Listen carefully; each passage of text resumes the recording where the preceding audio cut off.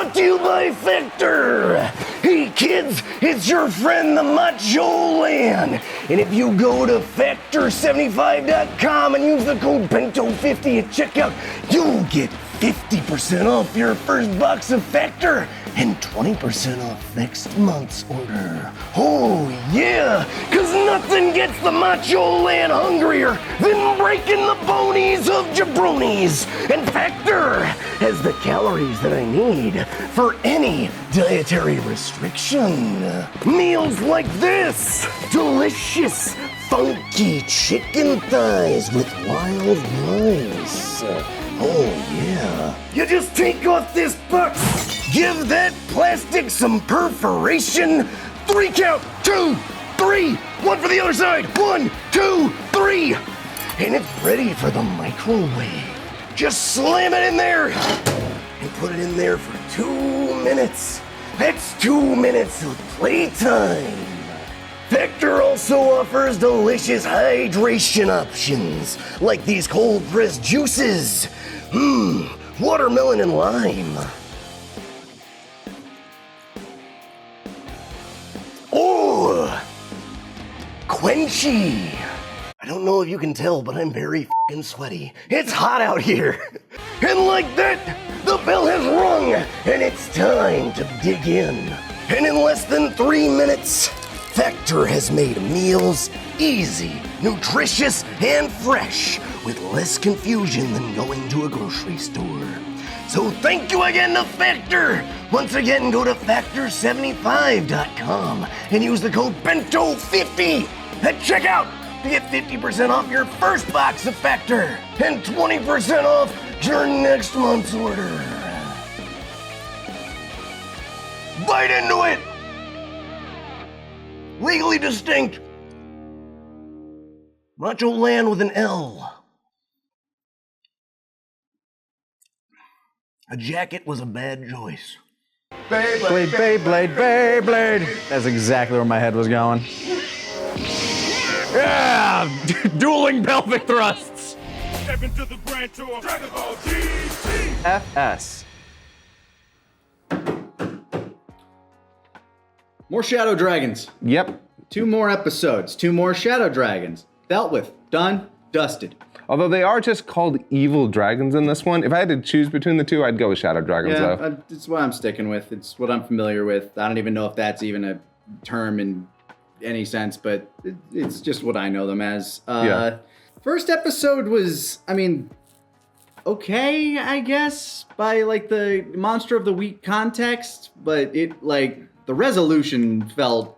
Oh no, the resolution sucked. It was not great. Yeah, like, I have at least one fan fix in my head for it, but we'll get to that. Yeah, we show up in a town that has been completely empty. Apparently, Pan really wants juice. Give me juice! Yeah. Give her the juice! I don't know why she's all about the juice all of a sudden when they're flying. Like, does Goku have juice on him? Apparently not, because once they land, she's looking for juice. She starts berating him about it. It's like, I want juice! Yeah. Give her the juice, Goku! It's weird. And then out of nowhere. Yeah, and then they land in a city that kind of feels like it's post in Perfect Cell. Yeah. Nobody's there. And then Pan finds a vending machine that is way too big. Massive vending machine. And then tries to order a drink, but apparently, whoops, only goo. It's not working. Oops, all goo. But there are kindly people who offer her juice and let them know, hey, yeah, things aren't working around here. Have some lukewarm juice. We're leaving now. That's our job done. Goodbye. Yeah, thank God there were those old people with lukewarm juice. Otherwise, the last people in town. Yeah, no. Warm juice? I mean, thanks, I guess. Yeah, lukewarm beverages suck. I like to believe that they're literally just there to inform people, by the way, everyone's gone, have some juice. And then they say goodbye. It's like a Maine accent? I don't even know. I have no idea. But then, our antagonist shows up. Goo Chicken. Yeah, Goo Chicken. Who is the tiny chicken. Little tiny chicken dragon. Yeah, but then he turns into big chicken. First he starts electrocuting, like showing off what his goo can do. It's been collecting electricity. But his goo can't do much. Yeah, it's just zappy. Yeah. Zaps them, and I want to know, like, what was the thought? Like, we have a goo monster that uses electricity.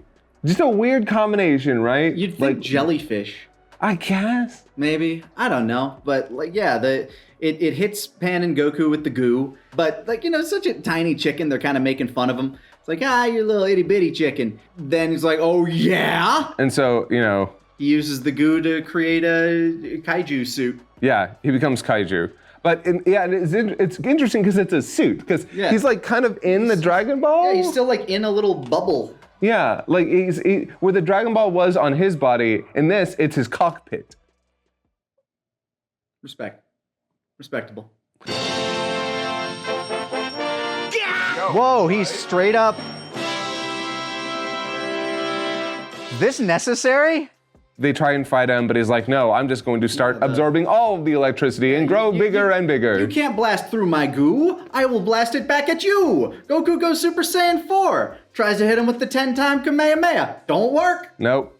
It is very funny. Immediately gives up on that gambit. I do love, so it's against this dude, he immediately goes Super Saiyan 4. Immediately. Like, But in the next fight, doesn't bother. Nope, does not, nope. but we'll focus on Chicken Man for now. Because Chicken. I guess, like, it's not that he can absorb energy. It's just that the goo is too dense to blast through for whatever reason. I guess it's just that strong. I'm not going to, at this point, complaining about power scaling in GT. It's dumb Yeah. because he shoots the 10 times Kamehameha and blasts it back, and it destroys a light post and like damages a few buildings. Whatever, I'm done. We're back to Dragon Ball logic, where it's mostly just whatever's going to defeat them is what's going to defeat them, and what defeats him is really disappointing. Oh yeah, no, it sucks. Pan, run! He starts throwing out the goo tendrils to start sucking up electricity from like a hydropower, like a dam. He starts sucking it up from like a wind turbine power plant, everything in the city. And then he's all like, oh, I've got the electricity of the whole earth. He starts to just grabs them and starts zapping them, zapping the shit out of them. Yeah, and there's no way out. Like he wins. Yeah, he wins. But guess what? Mother Nature disagrees. It starts raining. Yep. The clouds come in and he recognizes, oh shit, it's gonna rain. No, he doesn't even recognize that it's gonna rain. He only starts raining and then he's like, oh no! Not rain! It's raining! Yeah, apparently. It starts making him discharge and explode like a Mega Man X tutorial boss. Yeah, he's defeated by happenstance. Complete luck. You can use a happenstance to get a character into trouble. You can't use it to get them out.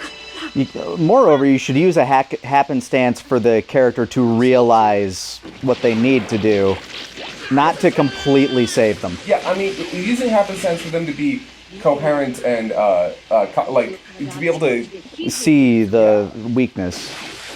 You can argue that the previous dragon that they fought was kind of the same, where it's like, oh, there happens to be a geyser down here where we're kind of saved by this, like, Deus Ex Machina situation. And this is like kind of the second time in a row where they are saved by happenstance, by an ex machina. Where they are saved by the earth. Yeah, the earth saves them. There's something poetic about that maybe, but... No, hold on. We watched, somebody makes a whole editorial about how all of the dragons are defeated in some way by the power of the earth, which is all representative of how the earth doesn't need the Dragon Balls. I mean, I guess you can kind of lean into that a little bit with how the next one is also defeated, but ultimately, the biggest problem is the fact that, yeah, they're just kind of saved by happenstance. It's not through their own actions that they best the monster. When you have an immediate solution to the problem, like where they could have actively been involved right in front of you. Let's say the rain showed up and it wasn't enough to stop it. It's like, it's rain, it's like, it's weakening me a bit. And they're like, oh man, water's hurting it. Blow up that dam, flood the town. There's your water destroying the monster. Yeah, I suppose. Maybe. I mean, it's better than what we got. Yeah. Like you showed the dam that's holding back a lot of water. And it could have, been a thing.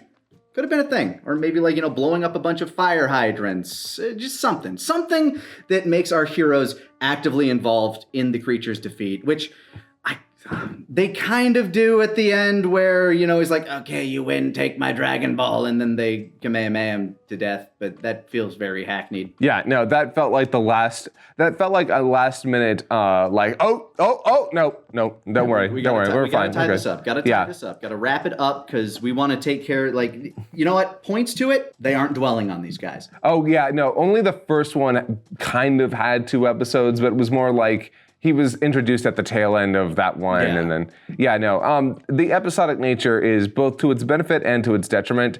Benefit in that these are brisk and one-off stories, but this one kind of sucks. Like, I actually like the second one way better in terms of... I actually enjoyed the second one. Yes, because this one is the only real character besides those 2 old people that show up is the dragon. Mm-hmm. The story here is just super awesome mega chicken with electricity powers shows up, beats them, but then gets rained on and dies. Yeah. This is lame. And we had one cutaway to the women of Dragon Ball who are status quo, just doing nothing. Oh yeah, just literally all of them, all of the women sitting there hoping, wow, we sure do hope that Goku takes care of this. What if that was basically Krillin's wake, where they're just chilling there? Right, Krillin's still dead. He died. Yeah. He's still dead. Yup. Don't know why. We're just leaving it to them. I mean, there are a bunch of people here who could just go out and do something. Bro, it's all the girls. What are they going to do? Yeah, you're right. They need to be mothers. Sorry. The next one, though, is actually way better. Actually, kind of fun. It has a cool setting, more supporting characters. Even if they don't really amount to a whole lot, there are supporting characters, and the... What? You don't love Bish? I love Bish. Bish, please. Bish was great. Bish! 魚が空から降ってくるなんておかしいじゃんか。Bitch, please!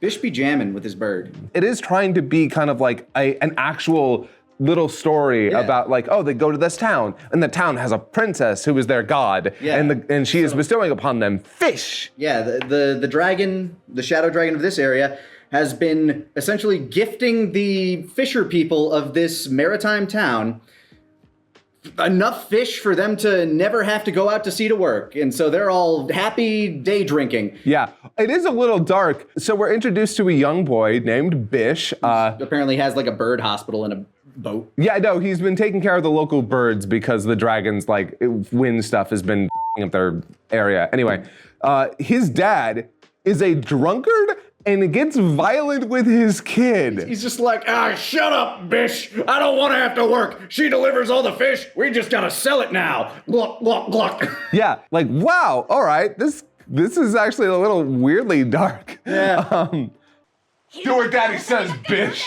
Shut up, Bish!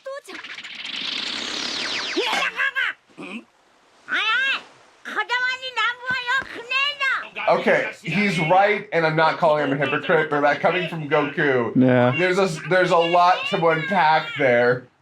So also, that town is all men. Were there no women? I kind of don't remember a whole lot of seeing a single woman in that town other than the dragon. I feel like I saw at least 1 or 2 in the crowd, but now that you mention it, it did kind of feel like a total sausage fest, right? Yeah. Huh. Yeah, maybe way too much andouille in that gumbo. Yeah. But yeah, it's the fact that it is actually trying to tell an actual story with these characters, and so that scene where they're all sitting around the fire, Goku's just making fish, and Giru is low on power, and so for a moment you think that he's gonna give him the fish to eat, but no, it gives him gives him the frying pan. Gives him the there's cute moments in this episode, plenty of cute moments. It has charm that has been lacking for a little bit. Can he eat organic matter? Oh, frying pan. Yeah. There you go. I knew it. Yeah, munch it up, boy. I'm happy for him. He's just eating that pan to get back at Pan. I honestly enjoyed this episode because you also had the princess dragon that shows up does have a unique power set where they're controlling the wind and attacking with Naruto jutsu and shit. Yeah, she does these little hand poses to do it. And has a really cool design. Yeah. For majority of the time. Yeah.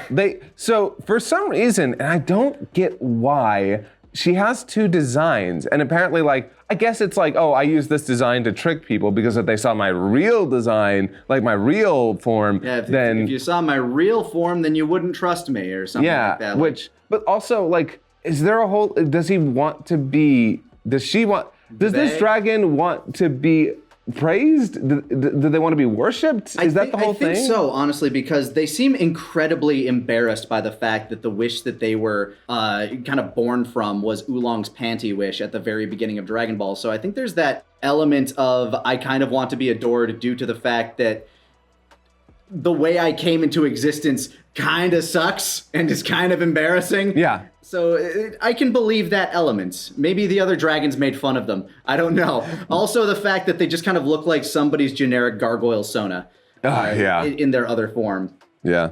Yeah, it's a very bland and boring design. They look like if Tambourine just kind of hit the gym for a long while.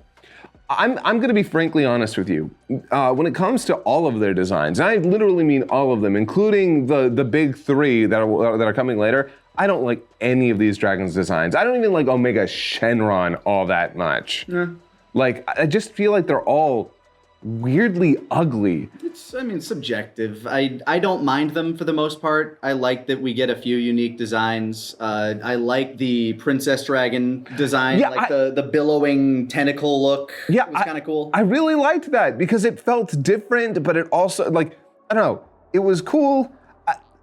I don't know. I feel like I'm getting mad that the evil characters are ugly, but like also Dragon Ball's had so many cool and interesting looking villains. Even Imperfect Cell, as ugly as he was still cool looking, right? There's ugly and, unique, and then there's ugly and generic, which admittedly a lot of these kind of are. They feel like offshoots of other designs that we've already seen. Yeah. Like the Pollution Dragon kind of looks like an offshoot of Yakon, and the Chicken Dragon reminds me of Piano. A little bit, yeah. It's like and again, when Princess Dragon spins around and shows off the form that they've been hiding, it just looks like Tambourine, kind of. Like it looks like things that we've already seen. Maybe that's on purpose, because you could honestly say that since Kami made the Dragon Balls, Namekian something, and all of Piccolo's children came from a Namekian. Maybe there's something there, but I don't know. Maybe that's what they were going for. If so, but yeah, it does ultimately come across as a little generic and like recycled. Yeah, I feel like this is really coming up right now though, just because we saw this really good design for a minute there, and then it's like, nah, it's actually this stupid looking design. You. I do have to say, her power set is one of the coolest in this show. Like, the idea of using wind as a weapon like this is something, like, I always love characters who do shit like that. I'm just destroying him with air Doritos. As opposed to the previous episode where it was defeated by rain, this one... They actually figure out! While nature does help, it's more in the case, and we talked about this on the couch, the ex machina should not be what saves them. It should be what enlightens them to the solution. Yeah, very JoJo-esque, right? So in this one, the bird, because she's being protected by a tornado and air force and all that, above the tornado is the point of suction where you can actually get down and into, past her defenses. Yep. And that's what the bird shows as it flies, like the seagull, flies down, hits the Dragon Ball, and Pan's like, that's how we do it. Bish, hold on. And she flies up, and was this her first Kamehameha? It was the first one where we actually see her really charge it up, though. I don't know if this is the first one where she does the full Kame, but it is a big one. It does feel like, oh wow, it feels like they're making a moment out of it, and she draws attention to it after the fact. So I guess it was good. No, in terms of this is way better than the last couple of episodes. Yeah, no, I liked this one. Yeah. I wouldn't say that it's the best, but it's very solid, genuinely. Yeah. Everyone feels mostly in character. Pan's not being too mean to Giru. Only throws one thing at him. Goku doesn't seem that dumb. And yeah, there's an actual strategy that they use to beat the villain. I really dug it. Yeah.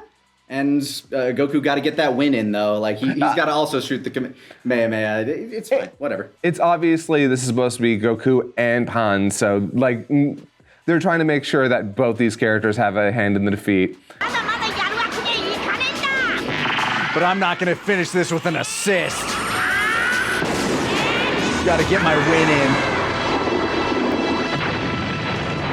But yeah, no, it's good. The townsfolk all get together. It's like, oh, we're going to work hard from now on. Just real quick resolution to that plot. Oh, yeah, no. 父ちゃんまた寮に連れてってくれる Man, now I can't just day drink in a bar. I have to day drink on my boat like I used to. Can't linger on that one too long. We got more. We got 4 more dragons. We got 4 more dragons and a new outro to get to. Yes. Also, this is like my favorite outro from Dragon Ball GT. It's really simple with its animation, but damn it, I love the song, I love the tone, I love the like ending of it with everyone standing there. This feels like the last song for Dragon Ball. I mean, is it? Not until it was for many years.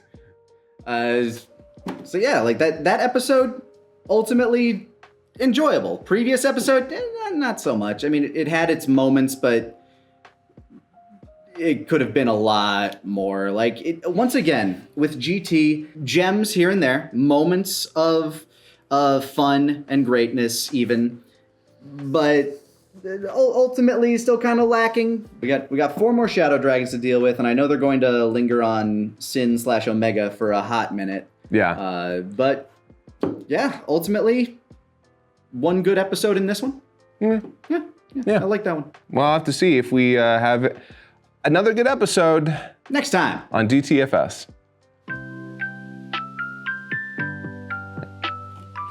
Move along, Bish. Move, Bish. Get out the way. Bish, get to the viewing room.